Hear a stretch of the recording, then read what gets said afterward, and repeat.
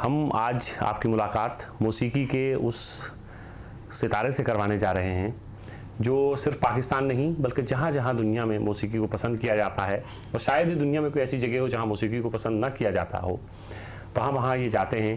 हिंदुस्तान हमारे जश्न रेख्ता में ये तशरीफ़ लाए। कल इनका जहाँ जश्न रेख्ता में प्रोग्राम था, आज हम रेख्ता यूट्यूब चैनल के लिए इनसे कुछ बातें जानने की कोशिश करेंगे। रफाकत साहब, आपका बहुत बहुत शुक्रिया कि आप हमारे प्रोग्राम में तशरीफ़ लाए। पहले तो आप ये बताएं कि हिंदुस्तान में आके आपको कैसा लगा? देखिए जी, हिंदुस्तान तो एक ऐसा पेडिस्टल है कि पूरी दुनिया आर्ट के हवाले से इस मुल्क को मानती है, तो पाकिस्तान कैसे पीछे रह सकता है। पाकिस्तान के माशाल्लाह बहुत सारे आर्टिस्ट यहाँ पे आके परफॉर्म भी करते हैं, उनका बड़ा नाम भी। तो हम लोग तो फील ऑनर ऑलवेज, मेरे लिए तो प्राइड भी है। आप हिंदुस्तान में अक्सर आते भी रहते हैं, आपने फिल्मों में भी गाया है। कल जो आपका इवेंट था यहाँ हमारे जश्न रेख्ता में, उस हवाले से कुछ बताना चाहेंगे? जश्न रेख्ता कैसा लगा और वो ऑडियंस जो आपको यहाँ मिली उसके बारे में कुछ?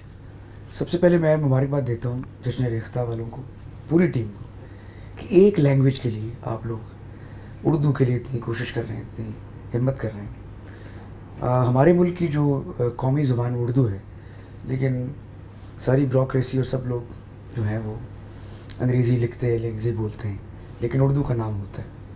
इसी तरह हॉकी हमारी कौमी खेल है, लेकिन क्रिकेट पे हम ज़्यादा फोकस करते हैं।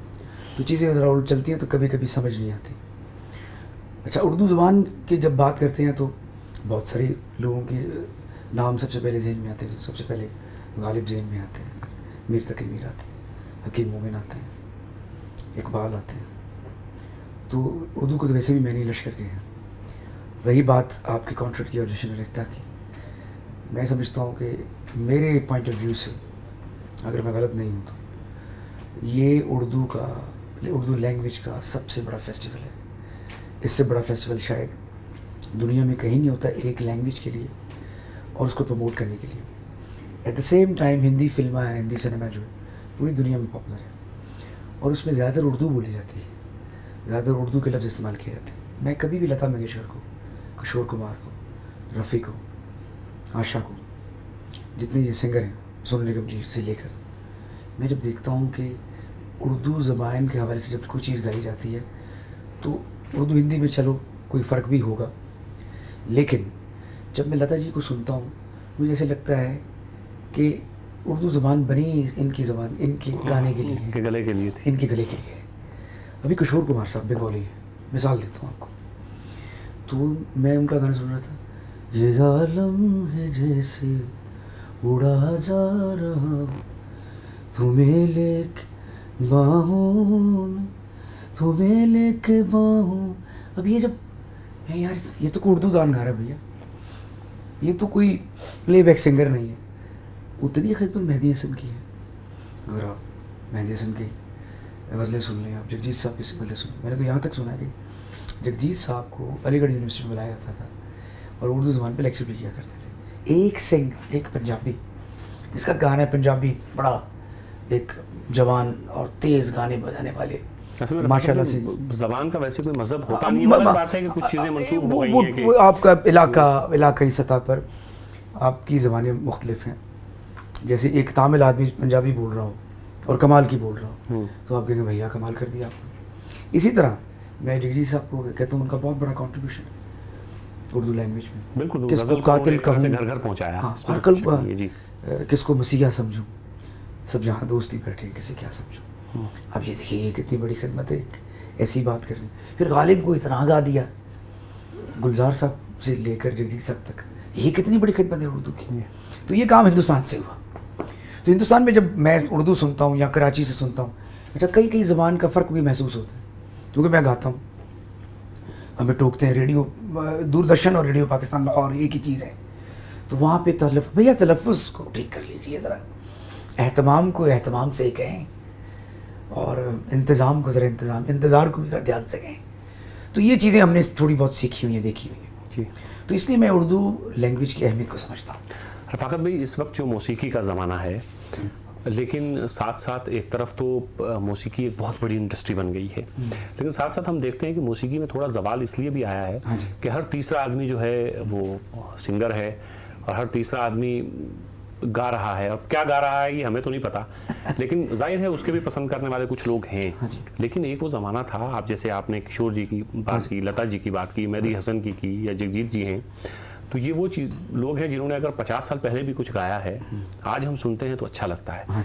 लेकिन इस वक्त जो मौसीकी जिसने इंडस्ट्री की शक्ल इख्तियार कर ली है सारी दुनिया में, उस मौसीकी को सुनते हैं अगर वो बहुत भी पसंद करते हैं लोग, तो मुश्किल से 1 महीना, फिर उसके पीछे एक और उसी तरह का गाना खड़ा होता है जो उसे धक्का देके वो फिर आगे आ जाता है। तो ये एक तरह से मौसीकी जो इंडस्ट्री में बदल गई है, आपको लगता है कि इससे मौसीकी को कुछ नुकसान भी हुआ है कि हर तीसरा आदमी गाने वाला बन गया है? हाँ जी, मैं गाने से तो मैं खुश हूँ कि वायलेंट ना बने, लड़ाई ना करें। चलो गा तो रहे हैं, गाना ही गाना चाहिए, लेकिन अगर गाना है तो सीख लें। लेकिन मेरे पॉइंट ऑफ व्यू से ज़रूरत भाई साइंस एंड बिजनेस ये बड़ी असरअंदाज हुई है मौसीकी के अंदर। लोगों ने जब आर्ट को बिजनेस समझा तो मौसीकी बिल्कुल एक आदि हैसियत इख्तियार कर गई। और फिर पहले होता था टीम वर्क, अब इंडिविजुअलिज्म है। जी मैंने लिखा है, मैंने गाया है, मैंने रिकॉर्ड किया, तो फिर सुन भी खुद ही रहा है।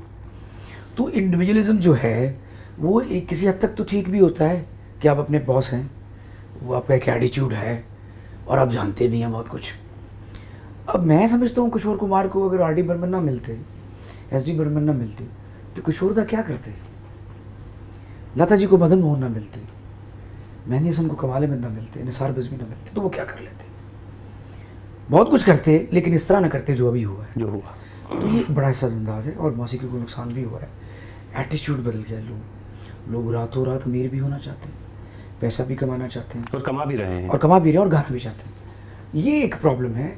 उसके अंदर फिर बहुत सारे कॉर्पोरेट सेक्टर इन्वॉल्व हैं, इन्वेस्ट भी करते हैं, पैसा भी देते हैं। अगर मैं बॉलीवुड की बात करूँ तो बॉलीवुड में उस दौर में एक टीम थी, उसमें बड़े बड़े जो शायर थे वो इन्वॉल्व थे। आनंद बख्शी को मैं समझता हूँ उर्दू अदब का इतना बड़ा नाम है, हालांकि फिल्मों में लिखने वालों का कोई अदबी मकाम नहीं होता। हालांकि एक बात है, हम तुम्हें कमरे में बंद में और चाबी खो जाए। अच्छा, मैं गाना सुनता रहता, मुझे सलामत अली खान ने एक शेर बताया कि हम तुम एक जंगल से गुजरो, शेर आ जाए, शेर से मैं कहूँ तुझे छोड़ दे मुझे खा जाए। अब ये एक अजीब बात है, तो खासब रोना शुरू हो गए। मैंने उर्दू अदब से तो शायद इसका इतना गहरा ताल्लुक ना हो, लेकिन सिचुएशन पर बात पर ऐसी कमाल की बात लिखी गई है। अच्छा, फिल्मी गानों का एक मसला ये भी होता है कि वो तो हाँ, एक सिचुएशन है, सिचुएशन है, उसमें लिखता वो लोग सिचुएशन में भी इतने कमाल। मेरा कहने का मकसद ही है। जी। तो अगर आप देखें कि आज सोचा तो आंसू भरे, आज तो फिल्मों में सिचुएशन ही नहीं, कुछ भी नहीं, तो जाहिर है गाने भी नहीं। वो क्या करते हैं कि वो गाने थोक के हिसाब से रिकॉर्ड कर लेते हैं। हाँ भाई, ये गाना जो है भैया ये सिचुएशन में फिट आएगा, जरा इसको चेक कर लें। और दूसरा सबसे बड़ा सवाल एक भी है कि एक ऐसी आवाज़ जो हीरो की है ही नहीं। अब मैं रात को एक प्रोग्राम कर रहा था आपको, तो उसमें राजेश खन्ना बनने की कोशिश की मैंने, तो राजेश खन्ना का दूसरा नाम किशोर कुमार है, और एक हसीन आदमी की आवाज़, एक शक्ल पर एक हसीन आवाज़ जो है, अभी पीछे से एक अजीब सी आवाज़ आ रही है और आगे एक बड़ा ही ज़बरदस्त हीरो खड़ा है और उसको वो माइम भी कर रहा है। तो ये एक डिज़ास्टर तो है। अच्छा रफ़ाकत भाई, एक आखिरी सवाल आपसे ये जानना चाहूँगा। हिंदुस्तान आप तशरीफ़ लाते रहते हैं और पाकिस्तान के बहुत सारे आर्टिस्ट जो है वो हमारी फिल्म इंडस्ट्री में गाते हैं, हमें बहुत खुशी होती है और वो बहुत नामवर सभी हजरात हैं। आपको लगता है कि मौसीकी से ये जो म्यूज़िक इधर का उधर, उधर का इधर हो रहा है आर पार से, हाँ जी, जो कुछ तलखियाँ हमारे बीच में हाँ जी, किसी वजह से भी हाँ जी, आ गई हैं, उनमें कुछ कमी आ सकती है? मौसीकी जो है वो उसमें एक किरदार अदा कर सकता है कि हमारे और दोनों देशों के जो है ताल्लुकात बेहतर हों? देखिए जी, मैं तो बहुत छोटी हैसियत है मेरी इस पर बात करने की। अगर कोई मुझसे ये पूछे कि लता मंगेशकर कैसा गाती, तो मैं कहूँ मैं गाना सुनते सुनते शायद मर ही जाऊँ। मैडम नूरजहाँ कैसा गाती, किशोर दा, रफ़ी साहब, ये जो मेरे इंस्पिरेशन है। अगर आप बात करें कि बायलैटरल रिलेशन और इनका मिलना गिलना, वो एक पीपल टू पीपल कॉन्टेक्ट हुआ। कल गाते गाते भी मैंने ये कहा था कि जब तक आप लोगों को एक दूसरे से नहीं मिलाएंगे, बॉर्डर को ज़रा हल्का नहीं करेंगे और वीज़ा सिस्टम में नरमी नहीं लाएंगे, लोग मिलेंगे तो लोग अंडरस्टैंड करेंगे असल में बात क्या है, कौन सच बोल रहा है, कौन झूठ बोल रहा है। देखिए, मैं पाकिस्तानी हूँ और बीइंग ए अच्छा पाकिस्तानी, मैं जब तक हिंदुस्तान की रिस्पेक्ट नहीं करूँगा तो मैं कैसे अच्छा पाकिस्तानी हो सकता हूँ? मुझे हर देश की इज़्ज़त करनी है एक अच्छे शहरी की हैसियत से। तो मेरा ये कहना है और ये मेरा मानना है कि जब तक पीपल टू पीपल कॉन्टेक्ट, हाँ, और रही आर्ट की बात, जो बॉटम लाइन है, और स्पोर्ट्स एक्सचेंज, ये इतना कर दें आप कि लोगों को एक दूसरे की समझ आ जाए। और वैसे कस्में वादी प्यार वफा सब बातें हैं, बातों का क्या, बहुत बहुत शुक्रिया।